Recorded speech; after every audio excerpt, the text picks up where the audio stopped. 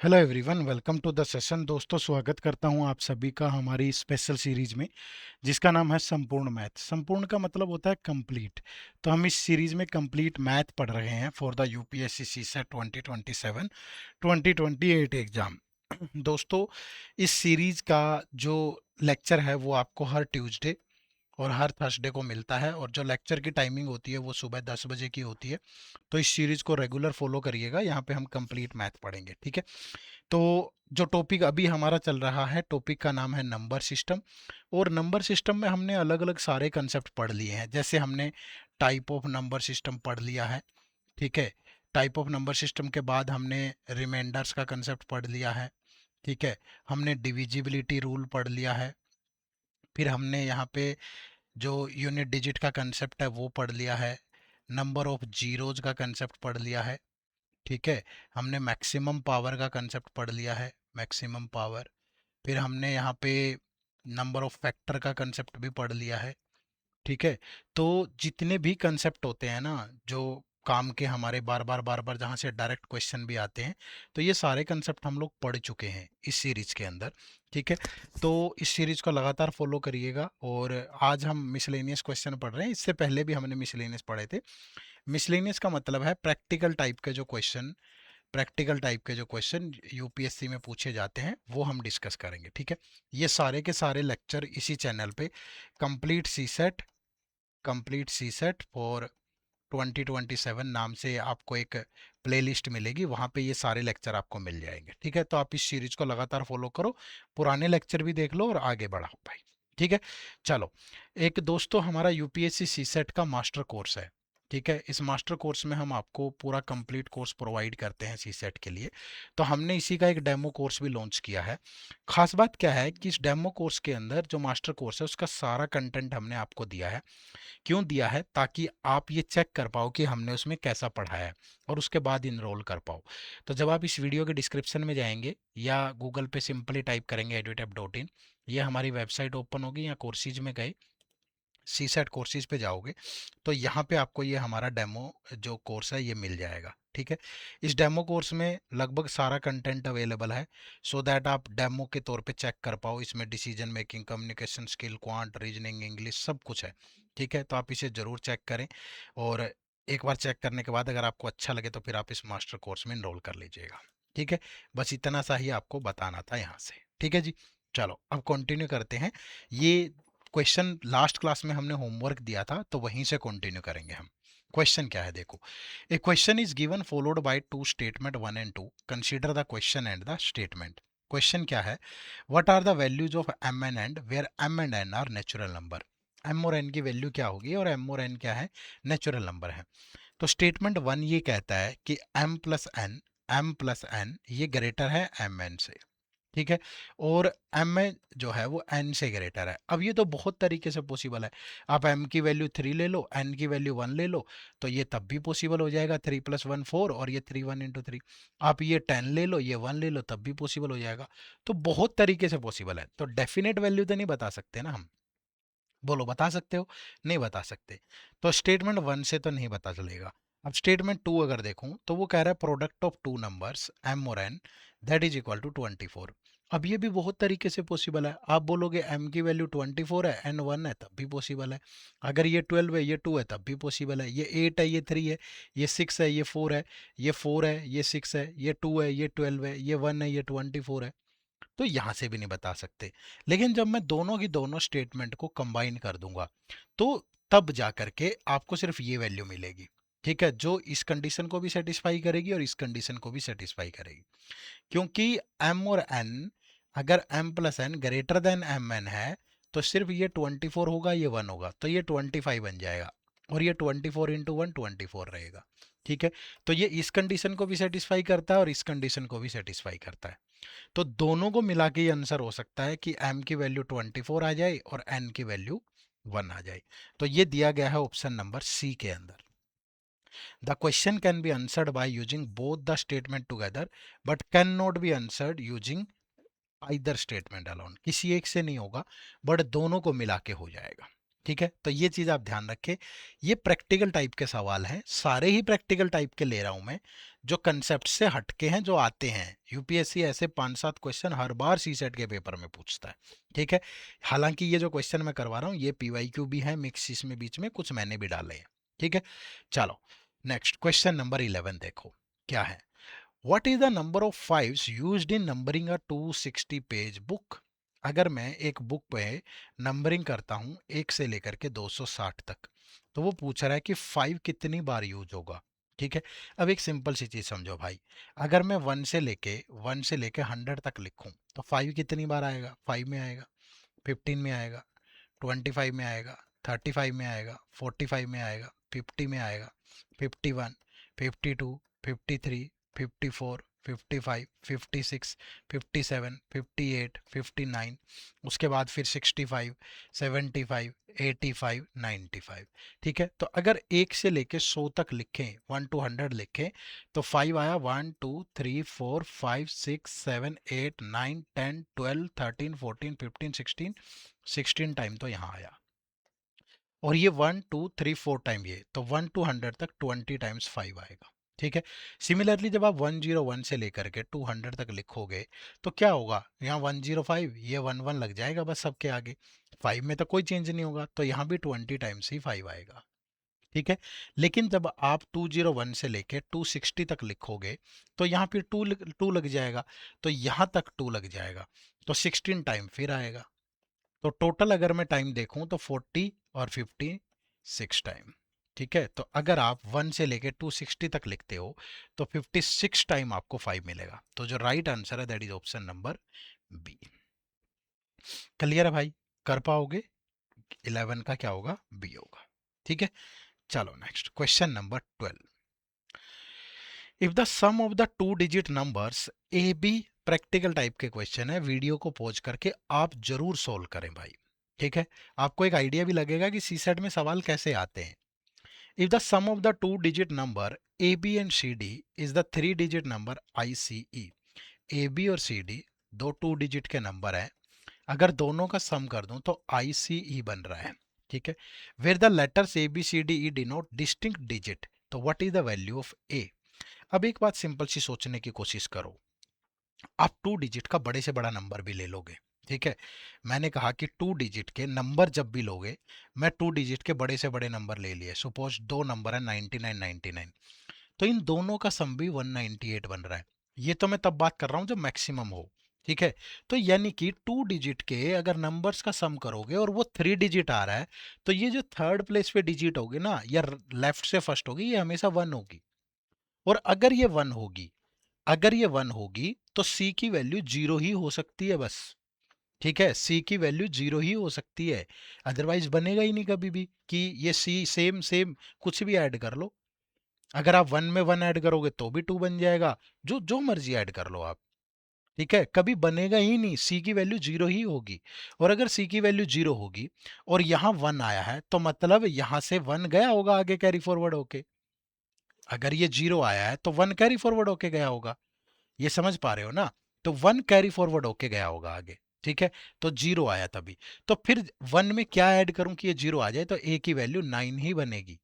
ठीक है, ए की वैल्यू क्या बनेगी, 9। और ये 1 कैरी फॉरवर्ड होके जैसे मर्जी, बी की वैल्यू 2 ले लो, ये वैल्यू 9 ले लो, अगर डिस्टिंक्ट है चलो ये 3 ले लो, ये 8 ले लो।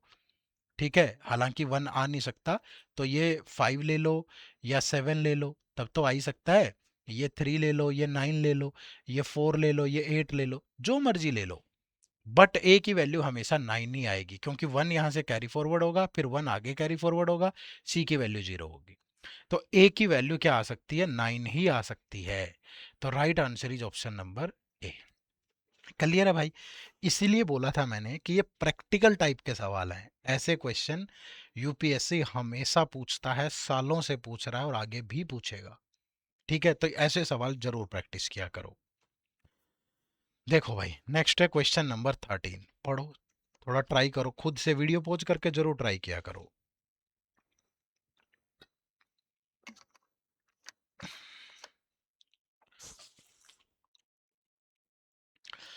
3 नंबर्स हैं, x y z are selected from the set of the first 7 natural number. First 7 natural number क्या होते हैं? 1 2 3 4 5 6 7, ठीक है। Such that x is greater than 2y और 2y is greater than 3z। तो how many such distinct triplet are possible? तो x y z के कितने ट्रिपलेट पॉसिबल है? अब अगर मैं z की वैल्यू 1 लूँ, पोजीशन फिक्स करेंगे ना सबसे पहले। अगर z की वैल्यू 1 लूँ तो ये 3 लूंगा, तो ये 4 हो सकता है। हो सकता है कब होगा? जब y की वैल्यू 2 होगी। और अगर ये 4 है तो ये 5 हो सकता है भाई, समझ रहे हो ना? तो ये 5 हो सकता है। सेम अगर ये 3 है, ये 4 है, ये 6 भी तो हो सकता है। अगर ये 3 है, ये 4 है, ये 7 भी तो हो सकता है। मतलब अगर z की वैल्यू 1 है, ये 2 है, तो x 6 हो जाएगा। और ये 1 है, ये 2 है, तो ये 7 भी हो सकता है। समझ रहे हो ना? अब अगर z की वैल्यू 1 है, अगर z की वैल्यू 1 है, ये 3 होगा, बट ये 6 भी तो हो सकता है ना। 2 का मल्टीपल है, ये मत सोचो कि 5 भी हो सकता है। 5 कैसे होगा? 2 का मल्टीपल होता ही नहीं 5, 6 होता है। तो y की वैल्यू 3 हो सकती है, तो ये 7 हो जाएगा, ये 7 हो जाएगा। और कोई ट्रिपलेट पॉसिबल नहीं होगा। क्यों नहीं होगा? क्योंकि अगर मैं z की वैल्यू 2 लूंगा तो यही 6 बन गया। फिर ये इससे ग्रेटर और ये इससे ग्रेटर कैसे हो सकता है? डेसिमल में तो आएगा नहीं, नेचुरल नंबर है। ठीक है, तो ये 4 ही ट्रिपलेट पॉसिबल हैं। तो right answer is option number D, 4 triplet. बात को समझे सारे? ऐसे करके आपको आंसर करना है। ठीक है जी, चलो next question number 14। If the difference of cube of two numbers a and b is 665 and difference of a and b is 5, then this is equal to। अब एक बात बताओ, वो कह रहे हैं कि दो नंबर्स के क्यूब का जो डिफरेंस है वो इतना है, और दो नौ नंबर्स का डिफरेंस कितना है? इतना है। अब एक अलजेब्रा में आइडेंटिटी होती है कि A cube minus B cube that is equal to होता है A minus B into A square plus A B plus B square. ठीक है भाई, यही होता है। अब A cube minus B cube that is कितना है? 665 है। ठीक है, ये कितना है? ये 665 है भाई, है ना। और a माइनस बी की अगर मैं बात करूं तो ये 5 है। और यहां बच गया क्या? A square plus A B plus B square, है ना। अगर ये 5 से काट देंगे तो ये बनेगा 133। ठीक है, तो A square plus A B plus B square that is 133। तो value of A square plus A B plus B square lies between 130 to 140। तो ये बिल्कुल लाई करता है ना। अगर यहां देखोगे तो लाइज बिटवीन 120 टू 130, ये नहीं है, तो 1 इज करेक्ट। तो option number B is the right answer. सोच पाओगे, सोच भी पाओगे और बना भी पाओगे, बट अगर ऐसी चीजें पहले प्रैक्टिस नहीं की होगी तो पॉसिबल नहीं होगा। ठीक है, चलो next question number 15। Sum of three numbers is 2p। तीन नंबर हैं, एक पहला नंबर है, ये दूसरा नंबर है, ये तीसरा नंबर है। तीनों नंबर्स का जो सम है वो 2p है। अब क्या कह रहा है? And smaller number is q minus two less than the larger number. मैं कहूं कि ये स्मॉलर नंबर है, ये इससे ग्रेटर है इससे, तो अगर ये a है तो ये a plus Q minus two होगा भाई, क्योंकि इससे इतना लेस है तो ये इससे इतना ज्यादा होगा, है ना। फिर कह रहा है the sum of the larger and second larger number is 4q plus 6। इन दोनों नंबर का जो सम है 4q प्लस 6 है। तो अगर मैं इस सम में से ये नंबर माइनस कर दूं तो सेकंड नंबर आ जाएगा। तो इसमें से जब ये माइनस करोगे तो a तो एज इट इज रहा, प्लस अब 4q में से q माइनस करोगे, सॉरी 4q में a 4q में ये 4q में से q माइनस करोगे तो 3q, और माइनस का a होगा, और 6 में से 2 माइनस करोगे तो ये प्लस का हो जाएगा 8। तो ये 3q माइनस a प्लस 8 आ गया। ठीक है, अब इन तीनों नंबर का सम 2p है, तो a plus 3q minus a plus 8 plus a plus q minus 2 that is equal to 2p। अब ये a से a कैंसिल हो गया भाई, तो ये a बचा, और 2p माइनस ये 3q और 4q, इधर जाके माइनस का 4q, ये 8 माइनस 2 करोगे 6, उधर जाके माइनस का। अब हमें क्या बताना है? Half of the sum of this, तो half of the smaller number, half of the smaller number. तो इसका हाफ कर दो, यही था हमारा स्मॉलर नंबर, तो इधर भी डिवाइड बाय 2 करेंगे तो ये बचेगा p माइनस 2q माइनस 3, और that is given in the option number A. Clear है? बात को समझे? कोई दिक्कत हो तो बताइए, कर पाओगे? चलो next question number 16। AB and CD are two digit numbers multiplying AB with CD। Video pause करके आप भी जरूर ट्राई करो। ठीक है, ए बी और सी डी दो डिजिट के नंबर हैं, और अगर मैं ए बी को मल्टीप्लाई करूं सी डी से तो आता है D E F, D E F. और वो कह रहा है कि adding D E F to another number G H I, तो ये आता है 975। तो further A B C D are distinct digit, E zero है एफ एट है, तो A plus B plus C किसके बराबर होगा? अब देखो A B C D E F G H I, क्या कह रहा है? ई जीरो है, ई जीरो है, और एफ कितना है? 8। ई जीरो है, एफ 8 है। अब एक बात बताओ, 8 में क्या ऐड करूं कि यहाँ 5 आए?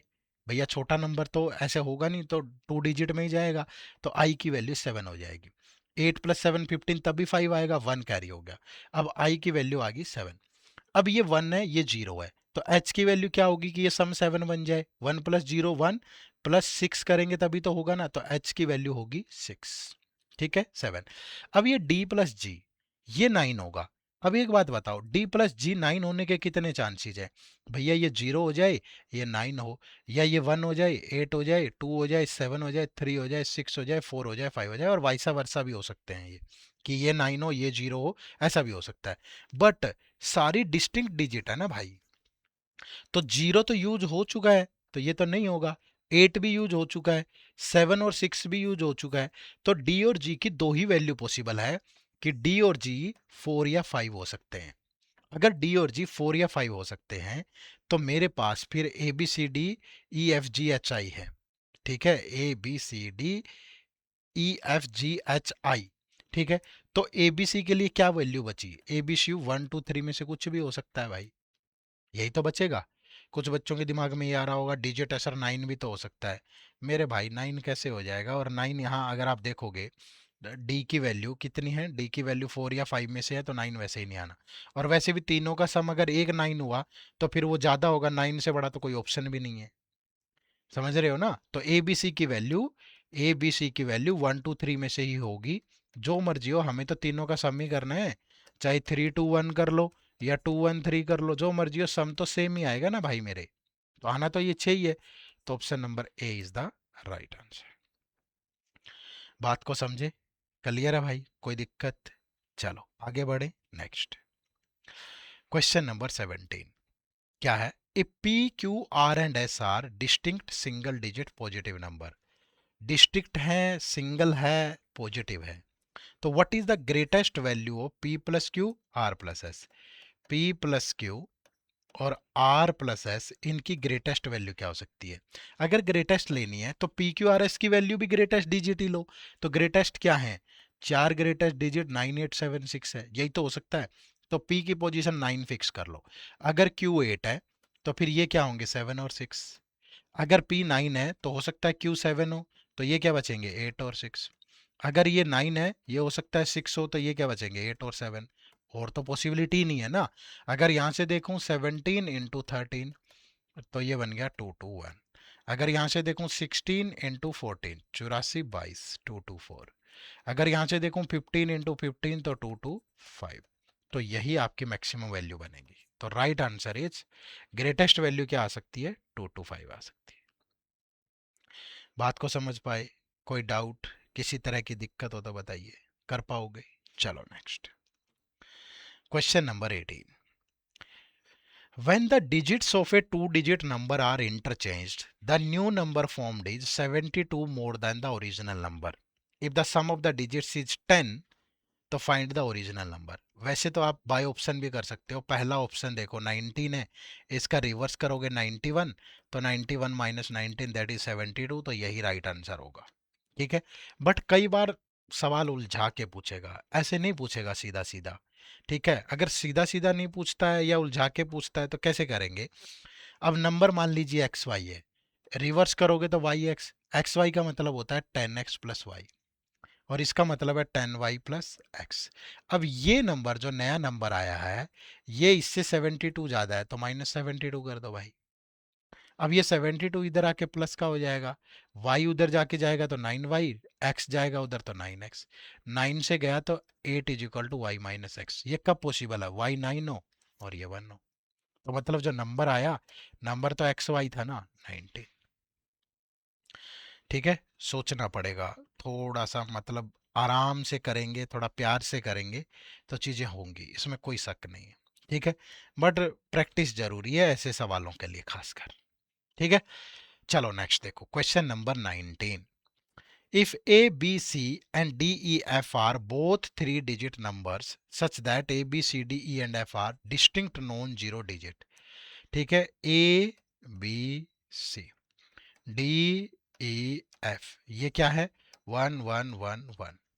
तो value of A plus C plus D plus E plus F।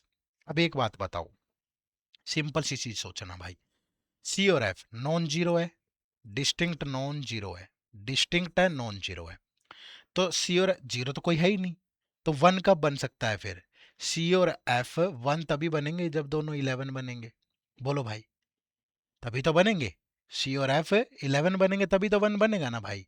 और अगर यहाँ वन आया तो वन कैरी होगा, अगर यहाँ वन कैरी हुआ और यहाँ भी वन है तो मतलब इन दोनों का सम लास्ट में जीरो आना चाहिए, तो बी और ई क्या बनेंगे, 10 बनेंगे भाई। फिर यहाँ से भी वन कैरी होगा तो फिर ए और डी भी 10 बनेंगे, तभी तो बनेगा ना ये।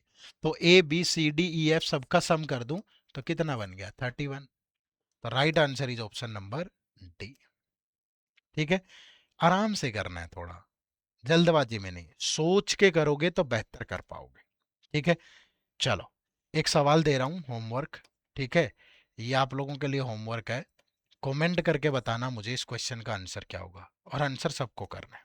ठीक है, हमारे इस यूपीएससी सीसेट के मास्टर कोर्स से भी जरूर जुड़िएगा, ये मास्टर कोर्स आपका टाइम बचा देगा। कैसे बचाएगा टाइम, क्योंकि इसमें कंसेप्ट क्लास सारी एक ही जगह है, पहले पूरा मैथ, फिर रीजनिंग, फिर इंग्लिश, फिर डिसीजन मेकिंग, कम्युनिकेशन स्किल, सब कुछ है इसके अंदर। इसमें टॉपिक वाइज टेस्ट है, इसमें सेक्शनल टेस्ट है, इसमें फुल लेंथ टेस्ट है, सब कुछ है। इसमें पीवाईक्यू है, टॉपिक वाइज भी है, और कंप्लीट फाइल भी है, इसमें मेंटरशिप भी है, इसमें सब कुछ है। आप जो चाहें वो सारा कुछ आपको इस कोर्स में मिलेगा। इनरोल करने के लिए हमारी वेबसाइट विजिट कर लो, या इसी वीडियो के डिस्क्रिप्शन में चले जाओ, या प्ले स्टोर पे जाके हमारी ऐप डाउनलोड कर लो। अगर आप गूगल पे जाते हो और जाके टाइप करते हो edutap.in, ठीक है, तो edutap.in जब आप टाइप करोगे ये हमारी वेबसाइट ओपन होगी, यहाँ कोर्सेज में जाओगे, ये सी सेट कोर्स, और यहाँ पे आके आपको ये कोर्स मिलेगा हमारा। ठीक है, 75% का डिस्काउंट चल रहा है, बहुत होता है 75, अच्छे से आप इनरोल करके इसे आगे बढ़ा सकते हो। ठीक है जी, चलो, सेशन से जुड़ने के लिए आप सबका बहुत बहुत शुक्रिया, थैंक यू वेरी मच, जय हिंद, जय भारत।